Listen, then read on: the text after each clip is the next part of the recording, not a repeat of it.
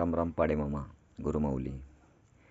मी जी ही गुरुमाऊलींच्याकडं मला एक भेट म्हणून पांढरीची काठी माऊलीने दिली आणि माझं खुद्द गाव कोल्हापूरच्या शेजारी 20 किलोमीटर गाव आहे माझं. माझं नाव संजय महाराज. तसेच मी काल त्यांना भेटलो पाडेमामासनी आणि कोल्हापूरहून पुण्यावरून ही वस्तू मला त्यांनी पांढरीची काठी दिली.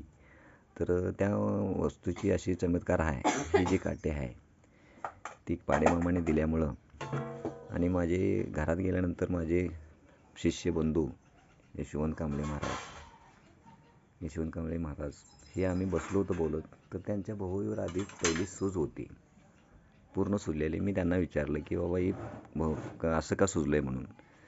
आणि त्याच्यानंतर आम्ही दोघंजण आसनस्थ झालो देवाच्या ह्याच्यापाशी आमच्या समाधीजवळ. आणि त्याच्यानंतर ती पांढरीची काठी त्यांच्या हातात दिल्यानंतर त्यांची भोवती 2च मिनिटात होती तशी पहिल्यासारखी झाली. ही काठी त्यांनी हातात घेतल्यानंतर पूर्ण त्यांची भोवतीचं आणि त्यांना ते बरं वाटतं. आता तुम्हाला कसं वाटतंय बोला की.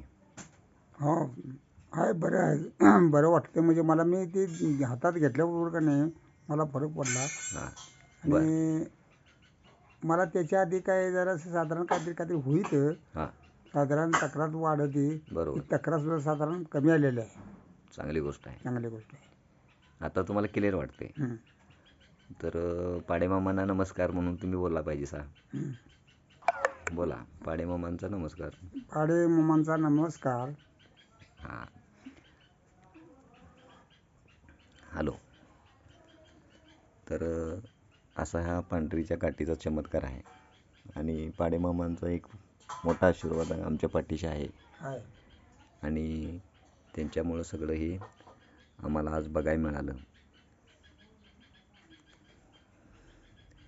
तर पाडेमामा खूप खूप अभिनंदन, धन्यवाद.